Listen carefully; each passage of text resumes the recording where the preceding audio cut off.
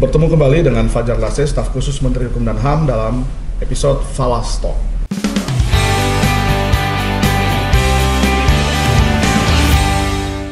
Bersama dengan kita sudah hadir narasumber kita, yaitu Bapak Direktur Perdata, Pak Santun Siregar, untuk kesekian kali hadir di sini, Pak. Terima kasih sudah hadir. Siap.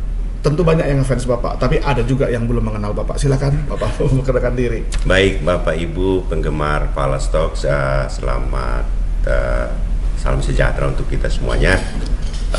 Nama saya Santun Siregar, saat ini dipercaya oleh Kementerian Hukum dan HAM sebagai Direktur Perdata yang juga mengadministrasikan dan mengatur terkait dengan fidusia, termasuk diantaranya yang menjadi bagian dari tugas pokok dan fungsi. Terima kasih sudah bertemu dalam acara Falas Talks. Terima kasih Pak Santun. Jangan lupa like, subscribe, follow, dan berikan komentar positif untuk mendapatkan kesempatan pertama mendapatkan video-video terkait Falas Talk. Kita akan bahas fidusia, Pak Santun. Sekarang ini fidusia dikenal orang banyak, cukup luas dalam mendapatkan kendaraan bermotor ataupun sejenisnya. Nah, apa sih sebenarnya pengertian dari fidusia ini, Pak? Ya, sesuai dengan Undang-Undang Nomor 42 Tahun 1999 secara umum tidak definitif sebagaimana dimaksud dalam pasal. Fidusia itu gunanya adalah untuk menjadikan pendaftaran objek yang dijadikan jaminan fidusia kepada Kementerian Hukum dan HAM, sehingga dia mempunyai hak eksekutorial ketika suatu saat pemberi fidusia wan prestasi terhadap pencicilan hutang-hutangnya. Baik, Pak. Ya. Fidusia ini ada kategori nggak, Pak? Harus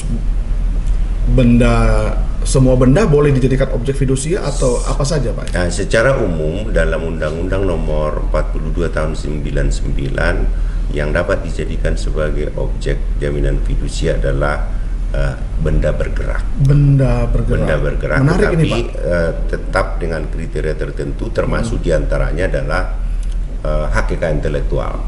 Oke, benda bergerak dapat dijadikan sebagai objek jaminan fidusia. Paling banyak benda bergerak yang dijadikan objek fidusia apa ya, Pak?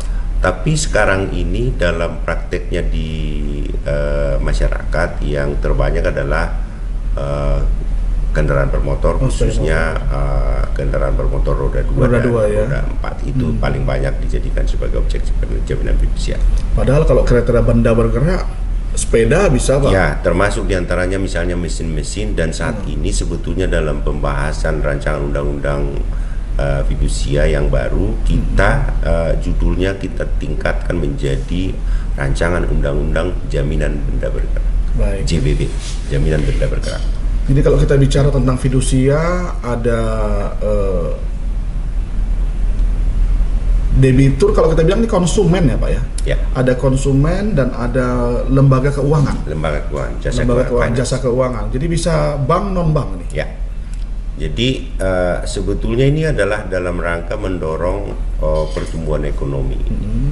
Masyarakat kita kalau untuk dijadikan sebagai modal usaha atau untuk melakukan aktivitas bisnis, kan nggak langsung punya modal cash untuk membayar.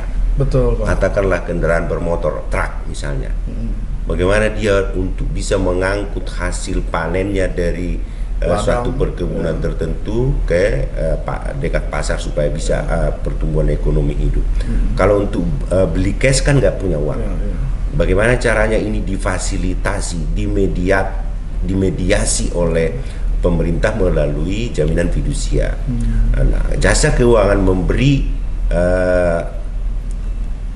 uang untuk pembelian kendaraan, tetapi surat-surat dari kendaraan bermotor ini masih berada di tangan jasa keuangan, tetapi kendaraan ini dikuasai secara fisik oleh pemberi fidusia. Jadi dia bisa melakukan aktivitas bisnisnya dan bisa mencicil kepada perbankan, tetapi untuk sementara sampai batas waktu pelunasan dari barang bis tersebut misalnya atau truk tersebut, itu surat-suratnya masih dipegang oleh jasa keuangan tersebut. Berarti konsumen tidak berhubungan langsung ini dengan manufacturing toko ya, tapi konsumen berhubungan dengan jasa keuangan dalam pembelian benda bergerak tersebut ya. Nanti bisa langsung berhubungan dengan toko atau penjual, tetapi kemudian dijaminkan. Jadi bertemulah mereka dalam jasa keuangan. Sama seperti kita ketika mencicil kendaraan bermotor misalnya Pak. Kita ke showroom misalnya, tapi kita tidak mampu untuk membayar cash. Maka itu dicicil 3 tahun. Ya, jadi kita kasihlah DP misalnya, tetapi dengan cicilan tertentu itu dijaminkan sebagai objek jaminan fidusia kepada jasa keuangan. Jadi bank sebetulnya atau jasa keuangan sudah membayar lunas kepada penjual, dalam arti ini showroomnya, tetapi kita mencicil ke jasa keuangannya. Artinya sebenarnya bisa 2 opsi Pak ya kalau konsumen ini. Dia bisa membeli kendaraan bermotor melalui jasa keuangan, bisa juga langsung ke showroom. Bisa ke showroom, ya.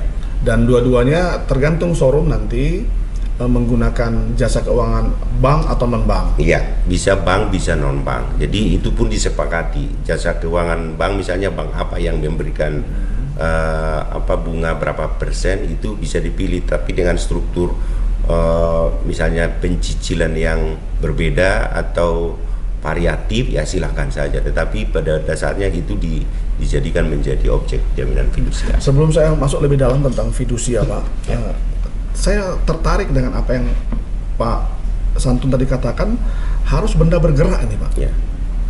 Berarti rumah tidak termasuk kriteria benda bergerak? Rumah untuk hal-hal tertentu bisa dijadikan sebagai objek jaminan fidusia, tetapi yang tidak tergolong sebagai objek yang dapat dihipotekan atau dengan kriteria tertentu. Seperti contoh Bapak tadi, kalau itu adalah rumah panggung yang bisa diangkat atau bahkan di sini adalah rumah susun tadi bisa dijadikan juga sebagai objek jaminan fidusia. Rumah susun. Ya. Maksudnya itu sejenis apartemen? Sejenis apartemen. Bisa. Tapi rumah susun itu harus didirikan oleh pemerintah atau oleh swasta? Posisinya memang berstatus sebagai rumah susun. Kondisi secara surat menyuratnya tidak seperti, kan ada kondisi bangunan tertentu statusnya adalah sebagai hak milik tertentu atau hak guna bangunan, tetapi kalau menyatu dengan tanah itu kan dikategorikan sebagai benda tidak bergerak. Kalau itu objeknya adalah dengan struktur jaminan mungkin hipotek kalau menurut kami ya. Baik. Pak, setelah fidusia ini dikenal di masyarakat, maka tumbuh subur jasa keuangan ya, tumbuh subur juga jasa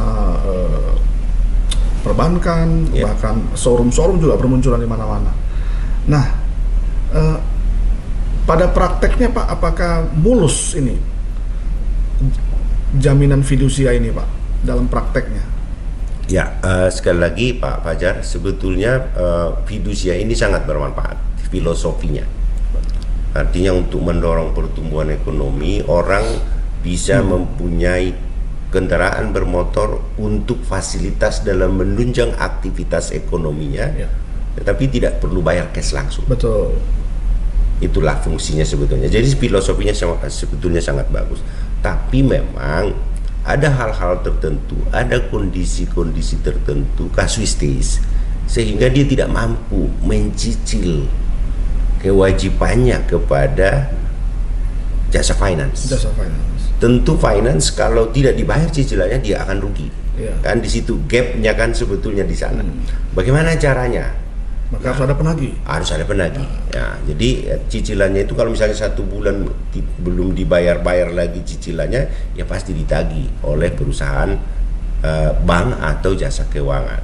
Nah, yang nagih itu sebenarnya bukan jasa keuangan atau bank atau non banknya, tapi dalam praktek di pasar itu maksud saya di lapangan itu melalui jasa penagih atau ada yang menyebut dengan debt collector atau yang sejenisnya. Nah, cara-cara ini ya kadang-kadang tidak selalu kondisi ideal. Sebetulnya kewajiban itu harus dibayar, tapi dengan cara-cara yang smooth. Contoh misalnya ketika mobil kendaraan itu sedang dibawa di jalan raya, bawa istri dan anak-anak, tetapi tiba-tiba ada jasa penagih ditarik mobilnya di jalan raya sehingga istri dan anak harus jalan kaki pulang. Itu kan kondisi-kondisi yang tidak manusiawi menurut kami. Dan itu kita bisa baca ya Pak ya di media, kita lihat di TV, ada cara-cara yang kurang elegan lah Pak ya. Dan ini memang dalam kasus tertentu harus ditata tertentu lah. Ada harus masih ada penataan. Baik, nah ini kita masuk kepada peran Kementerian Hukum dan HAM dalam hal ini AHU Pak. Tentu dalam perikatan kontrak antara konsumen dengan lembaga keuangan baik bank ataupun non bank itu pasti kan ada notaris mungkin di sana ya? Benar Pak ya? Betul Pak. Nah, apakah ada kewajiban dari lembaga keuangan yang menjaminkan ya, mungkin BPKP-nya Pak ya, memegang BPKP itu untuk mendaftarkan fidusianya kepada Kementerian Hukum dan HAM? Ya, di dalam Undang-Undang Jaminan Fidusia, Undang-Undang Nomor 42 Tahun 99 sebetulnya tidak disebut, tidak ada upaya paksa harus mendaftar. Tetapi sebetulnya ada konsekuensi logis ketika itu didaftar di Kementerian Hukum dan HAM sebagai objek jaminan fidusia, dia mempunyai hak eksekutorial. Jadi biasanya kalau dalam praktek kalau ada wan prestasi kan harus diputus oleh pengadilan, harus ke pengadilan dulu untuk memutuskan kalau dalam perjanjian biasa. Tapi kalau dia sudah fidusia misalnya dan didaftarkan fidusianya ke Kementerian Hukum dan HAM, dalam hal ini ada Direktorat Jenderal Administrasi Hukum Umum, dia mempunyai hak eksekutorial. Jadi artinya hak eksekutorial ini kalau satu pihak wan prestasi khususnya adalah yang konsumen pemberi fidusia, maka jasa keuangan dapat langsung mengambil kendaraan tersebut. Cuma memang metodenya, teknisnya seperti tadi jangan sampai menabrak ya prinsip-prinsip norma yang umum. Mengapa jasa keuangan itu kadang lalai atau abai yang mendaftarkan fidusia? Apakah memang PNBP fidusia itu tinggi Pak? PNBP-nya sebetulnya cuma 50.000, kelipatan 50.000 untuk tergantung nilai objeknya, tetapi menurut kami ini tidak mahal. Cuman sekali pembayaran? Sekali pembayaran. Sampai lunas itu? Sampai lunas ya. Dan itu dilakukan melalui sudah termasuk include pada saat proses akad kredit itu ya? Kreditnya. Yang di lapangan faktanya apakah tingkat kepatuhannya tinggi atau memang ada ini Pak, ada perbedaan antara data di Kementerian Hukum dan HAM dalamnya AHU dengan di jasa keuangan? Secara keseluruhan sebetulnya tingkat kepatuhan ini kalau menurut kami sudah sangat tinggi. Itu salah satu indikatornya adalah penerimaan negara bukan pajak dari sektor layanan fidusia di Ditjen AHU adalah yang tertinggi dibanding dengan layanan jasa hukum lainnya, misalnya ketika kita PT hukum, kemudian pendaftaran notaris dan lain sebagainya. Dari fidusia lah sumber PNBP yang paling tertinggi di AHU sampai saat ini. Namun demikian dalam pemeriksaan yang dilakukan oleh BPK kemarin masih terdapat indikasi yang harus kita telusuri lebih jauh, karena ternyata perbedaan data fidusia yang ada di Ditjen AHU dengan yang ada di OJK melalui jasa keuangan yang diawasi oleh otoritas jasa keuangan masih terdapat perbedaan, dan ini harus kita cukup signifikan tindak lanjuti untuk meneliti lebih jauh apakah indikasi ini benar atau tidak. Tetapi kita tidak punya hak untuk memaksa jasa keuangan mendaftarkan fidusianya ke kita. Tetapi konsekuensinya berarti dia tidak mempunyai hak eksekutorial ketika dia tidak mendaftar. Nah, kalau dia tidak memiliki hak eksekutorial, artinya dia tidak bisa menarik kendaraan tersebut. Ya, kalau One Prestasi misalnya krediturnya dia tidak bisa menarik, harus melakukan gugatan perdata murni. One Prestasi biasa. Nah ini kalau konsumen tahu ini asik nih. Waktu dia melakukan akad kredit, saya tidak mau daftar fidusia. Tapi mungkin jasa keuangan nggak mau, harus didaftar. Iya Pak. Jadi di situ apanya. Jadi memang standar baku kontrak lah ya istilahnya kalau di ilmu hukumnya, memang itu pasti. Atau begini Pak, ya. Atau konsumen bermain mata dengan oknum dalam jasa keuangan supaya tidak didaftarkan ke Kemenkumham, bisa dong? Ya. Dan bisa sengaja saja. dia One Prestasi dan tidak dapat ditarik kembali. Kembali kepada filosofinya Pak Fajar. Jadi saya kan hanya mengandalkan. Jadi kembali kepada filosofinya. Jadi semangat untuk memberikan kemudahan sebenarnya. Dalam Undang-Undang Jaminan Fidusia itu sebetulnya Undang-Undang Nomor 42 adalah memberikan kemudahan kepada masyarakat. Jadi kalau dia saya sudah sebenarnya sedang menggiring kemudahan, Bapak dalam pengertian begini Pak. Kenapa mereka tidak mendaftarkan pendaftaran fidusianya ke Kemenkumham? Kan sebenarnya nilainya sudah dipotong, sudah include dalam akad kontrak, tapi mereka tidak bayarkan. Mereka tidak mendapatkan keuntungan kalau mereka tidak bayar kan? Mereka malah rugi karena tidak memiliki hak eksekutorial. Jadi berarti jasa keuangan yang pada akhirnya tidak mendaftar, ya menurut kami itu memang dia risikonya menjadi tinggi. Ketika dia tidak mendaftar fidusianya. Hati-hati jasa keuangan. Anda rugi sendiri kalau tidak mendaftarkan fidusia ke Kementerian Hukum dan HAM. Gitu Pak Sandro ya? Ya betul Pak, betul. Melalui kanal ini kami ingatkan sekali lagi, hati-hati. Baik Pak, ada hal yang menarik terkait fidusia ini. Karena baru-baru ini pemerintah mengeluarkan PP nomor 24 tahun 2020 tentang Ekraf ya. Ekonomi kreatif. Nah, ini tentu sudah disikapi oleh AHU Pak, Kemenkumham. Seperti apa Pak? Ya, makasih Pak. Jadi kita dengan Parekraf Ekonomi Kreatif dan juga bersama teman-teman dari Direktorat Jenderal Kekayaan Intelektual sudah membahas. Bahkan kami di AHU Pak sudah dalam finalisasi Memorandum of Understanding terkait dengan ekonomi kreatif ini. Jadi salah satu diantaranya adalah bagaimana kita mendorong kekayaan intelektual menjadi objek jaminan fidusia. Dari sisi Undang-Undang Nomor 42 tahun 1999 ini termasuk salah satu yang dapat dijadikan sebagai objek jaminan fidusia. Oh, artinya dalam Undang-Undang 99 tahun 4299 itu sudah diatur ya? Sudah diatur.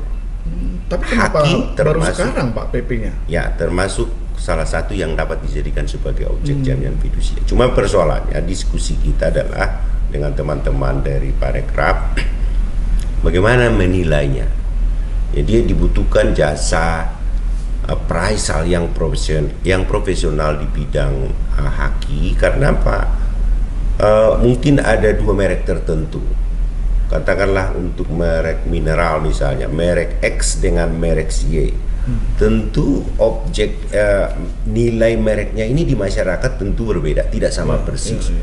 Sehingga bagaimana seorang appraisal memberikan penilaian yang layak untuk meyakinkan jasa keuangan ini merek A misalnya layaknya dinilai menjadi objek jaminan fidusia misalnya 100 juta, tapi merek X mungkin hanya 50 juta. Nah, itu dibutuhkan mekanisme melalui jasa appraisal di sana. Cuman beda memang ya, yang di appraisal itu kalau dalam bentuk fidusia benda bergerak, dia kan kredit, nilainya sudah rigid Pak, nilai kreditnya sekian.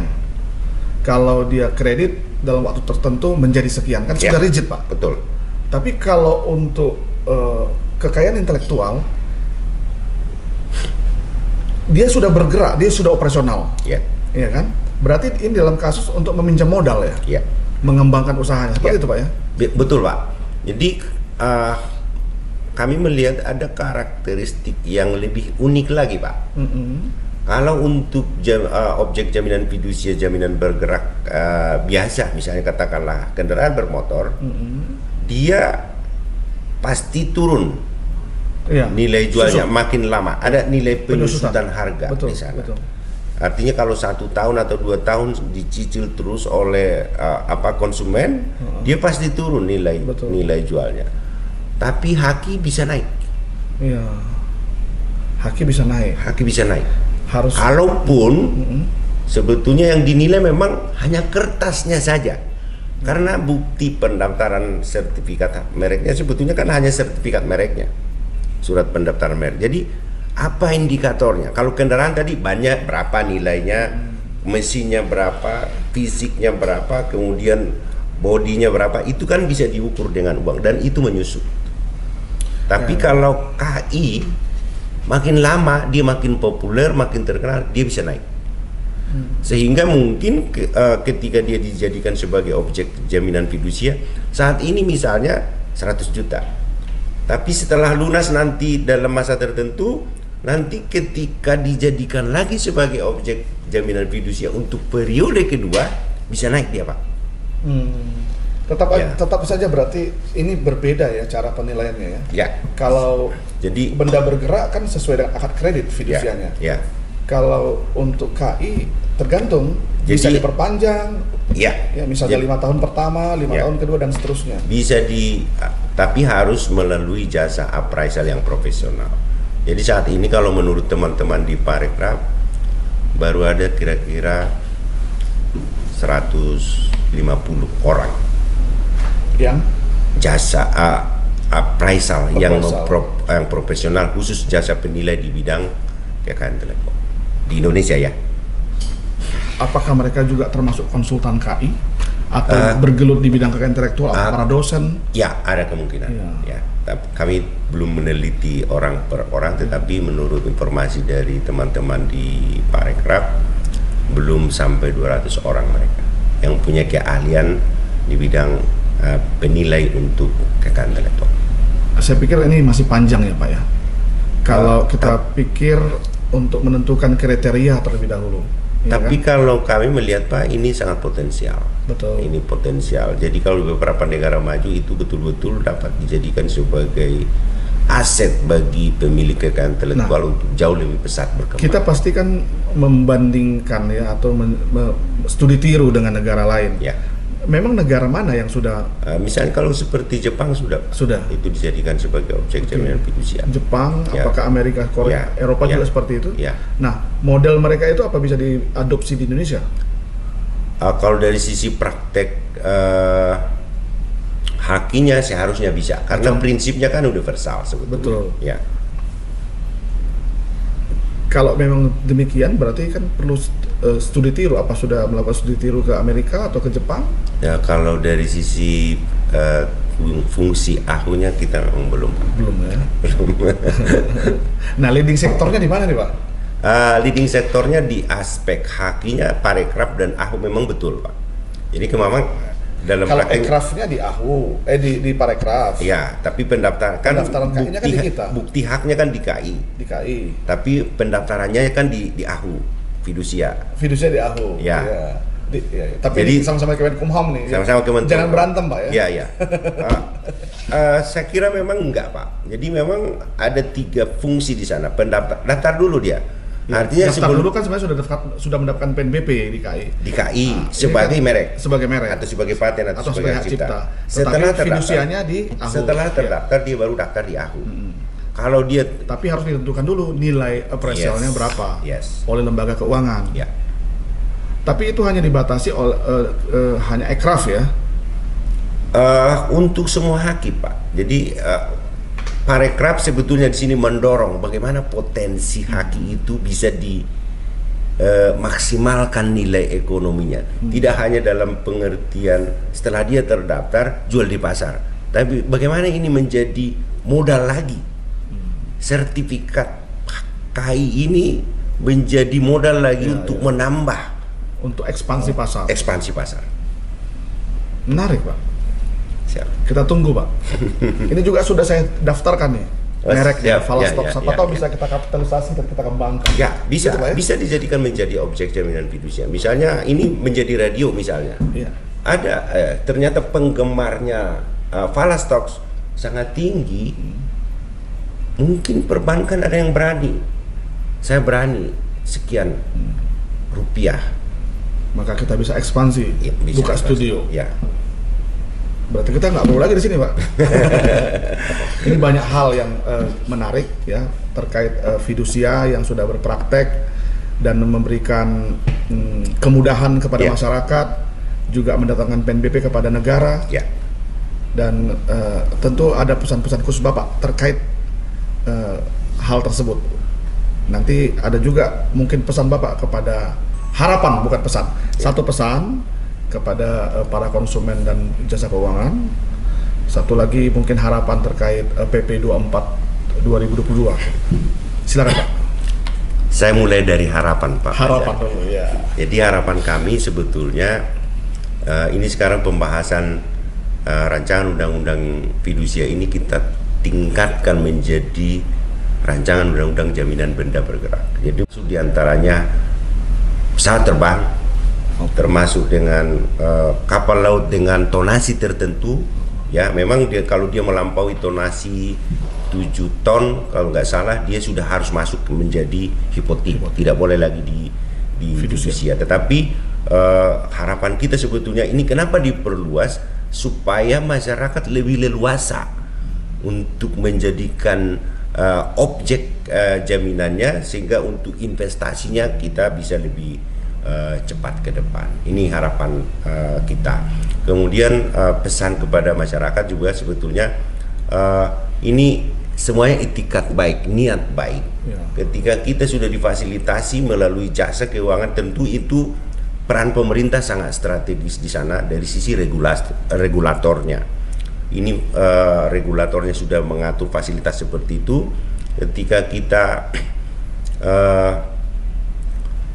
punya cicilan kepada perbankan atau kepada jasa keuangan, ya bisa dilakukan pencicilan dengan benar. Tetapi dari sisi perbankan pun atau jasa keuangan, ketika ini agak mogok satu kali, mungkin ada mekanisme yang lebih soft sehingga untuk melakukan penagihan tidak melalui mekanisme atau cara-cara yang kurang manusiawi. Itu kami pesankan. Terima kasih. Satu lagi harapan, Pak, yang belum Bapak terlupakan tadi, harapan terkait PP 24 2022. Ya, terkait dengan PP 24 2022 tentang ekonomi kreatif, harapan kita sebetulnya ini kolaborasi. Bagaimana seluruh instansi terkait dari sisi parekraf dia mendorong ekonomi kreatif, artinya bagaimana KI itu menjadi pendorong pertumbuhan ekonomi. Sebetulnya ini kan sebetulnya intangible asset, ya. Intangible asset yang tidak nyata sebetulnya, ya. Tapi bernilai ekonomi. Nah, bagaimana kita mendorong itu? Kemudian teman-teman dari Haki didaftar dulu kekayaan intelektualnya, baik itu sebagai merek, sebagai paten, sebagai desain, sebagai hak cipta.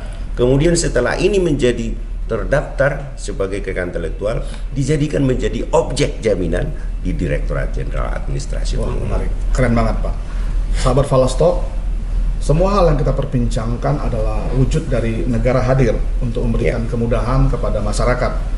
Kalaupun fidusia benda bergerak itu diberikan kepada masyarakat, tentunya harapan pemerintah adalah aset-aset bergerak, motor atau kendaraan bermotor lain itu digunakan untuk nilai ekonomi, mendatangkan kemanfaatan bagi konsumen.